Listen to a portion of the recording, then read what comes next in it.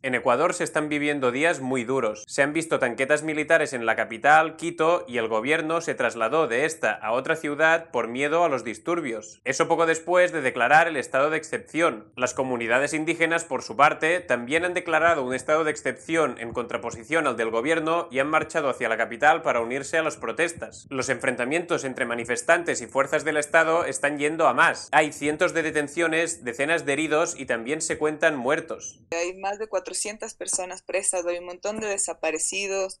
En el juzgado igual es todo un desastre, audiencias con 50 personas a la vez cuando fueron detenidas en diferentes lugares y por diferentes cosas, y no les dan derecho a comunicarse con sus familias ni con abogados, es todo un desastre.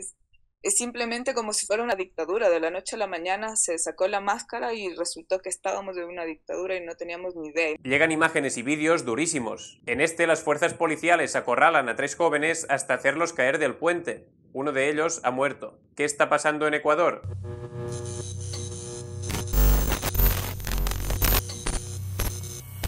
Básicamente, estas protestas en Ecuador han estallado en contra del llamado paquetazo. Joven ecuatoriana de Quito nos cuenta de qué va esto. No hay un líder de todo esto, es un montón de personas y un montón de grupos que están en contra de una cosa específica, que es el FMI y las medidas que está tomando dentro del país. A principios de este mes, el gobierno firmó un nuevo paquete de reformas, de ahí lo de paquetazo, con el FMI y otros organismos internacionales. Todo el mundo sabe cómo funciona esto. Ecuador recibe una cantidad de dinero de estas instituciones y a cambio debe aplicar un conjunto de medidas económicas, aparte de devolver el dinero con los intereses correspondientes, claro. En este caso, la cantidad total del préstamo es de 10.200 millones de dólares, a un interés de en torno al 5%. El organismo internacional que más dinero ha prestado es el famoso FMI. El FMI, Fondo Monetario Internacional, es muy conocido en Latinoamérica. Su mala fama le precede. Bueno, en general todos creemos que el FMI es eso, es el chulquero y el sicario del mundo en general a la final. Estamos todos en contra del FMI en general. No nos beneficia en lo absoluto. Respecto a las condiciones, las que más han molestado a la sociedad ecuatoriana han sido: 1. El fin del subsidio a los combustibles que existía desde hacía más de 40 años, lo que ha hecho encarecer muchísimo el precio de la gasolina y el diésel y, en consecuencia, el de muchos otros productos básicos. Y 2. La reducción de las vacaciones de los empleados públicos de 30 a 15 días y el descuento de un día de su salario, es decir, un día que trabajan gratis. Entonces, ¿es debido a estas medidas que se están dando las protestas? Sí y no. Estas medidas han sido el detonante, pero lo que realmente dice Ecuador es basta a años y décadas de esclavitud. ¿Qué esclavitud? Pues es a la que se refería el segundo presidente de Estados Unidos, John Adams, ya en el año 1826. Hay dos formas de conquistar y esclavizar a una nación. Una es con la espada, la otra es con la deuda. Pues bien, la República de Ecuador lleva muchos años esclavizada de esta segunda forma, con la deuda. ¿Cómo pasó eso? A finales de los 1960 se descubrieron importantes yacimientos de petróleo en el Amazonas ecuatoriano y varias compañías extranjeras empezaron a interesarse.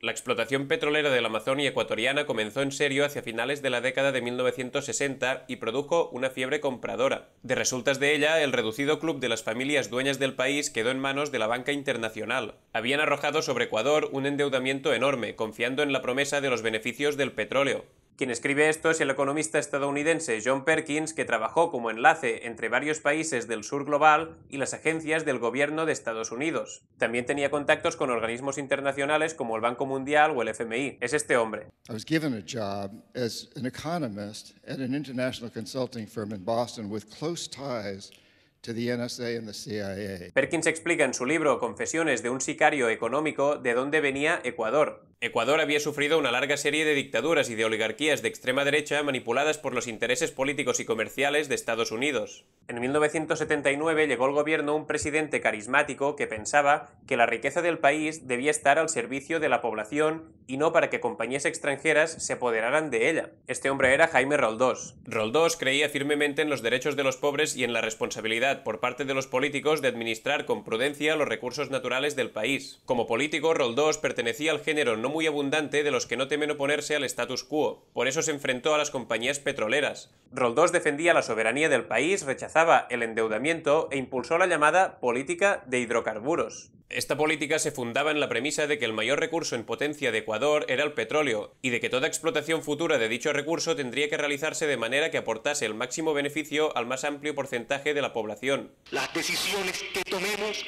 solo se inspirarán en los grandes intereses nacionales y en la irrestricta defensa de nuestros derechos soberanos. Continúa Perkins. A comienzos de 1981, la administración Roldós presentó formalmente al Parlamento ecuatoriano la Ley de Hidrocarburos. De ser aprobada, reformaría las relaciones entre el país y las compañías petroleras. Las petroleras reaccionaron como era de prever, sin contemplaciones. Sus agentes de relaciones públicas emprendieron una campaña de difamación contra Jaime Roldós y sus grupos de presión invadieron Quito y Washington, carteras en mano cargadas de amenazas y sobornos. Roldós murió en 1981 en un accidente de avión que nunca ha llegado a esclarecerse del todo. El mundo quedó consternado. En Latinoamérica el escándalo fue enorme. Asesinado por la CIA, proclamaron los periódicos de todo el hemisferio. Además de la inquina que le tenían Washington y las compañías del petróleo, otras muchas circunstancias parecían apoyar la acusación. Las sospechas crecían conforme fueron descubriéndose más detalles. Pese a la reacción mundial, el suceso apenas tuvo eco en la prensa estadounidense. Su sucesor, Osvaldo Hurtado, solo llegar, hizo esto.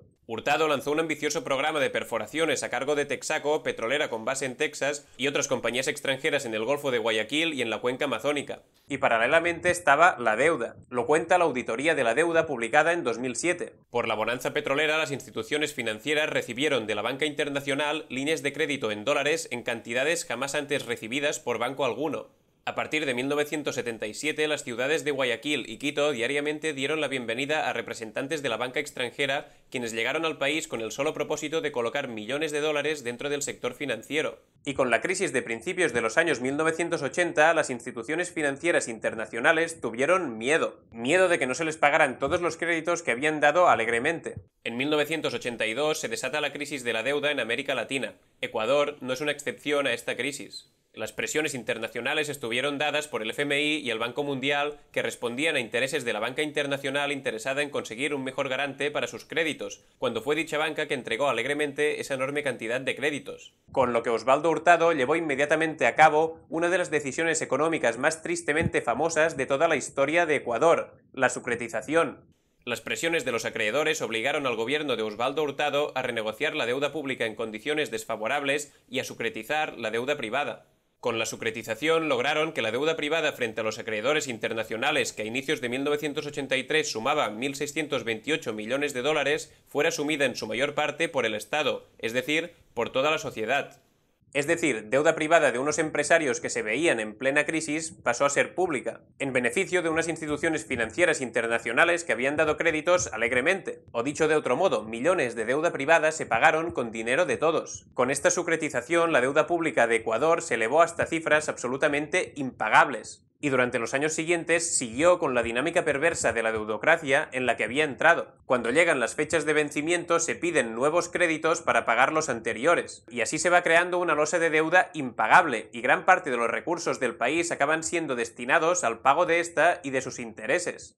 El anterior presidente, Rafael Correa, trató de cambiar esta dinámica. Se hizo una auditoría de la deuda, se calificó buena parte de ella como odiosa, ilegítima e inconstitucional, y se empezó un camino para que la República de Ecuador se desprendiera de ella. Pero el sucesor de Correa, el actual presidente Lenín Moreno, ha vuelto a la deuda y a los dictados del FMI. Por eso el pueblo ecuatoriano se ha vuelto a levantar, una vez más. Es el no ver que realmente toda esa plata, esos números que se manejan, llegan jamás al pueblo, nunca bajan de las mismas manos, es siempre las mismas familias y siempre los mismos nombres. De 40 años seguimos escuchando los mismos apellidos en la política. El pueblo ecuatoriano tiene muy claro, como advertía John Adams, que a más deuda, más esclavitud.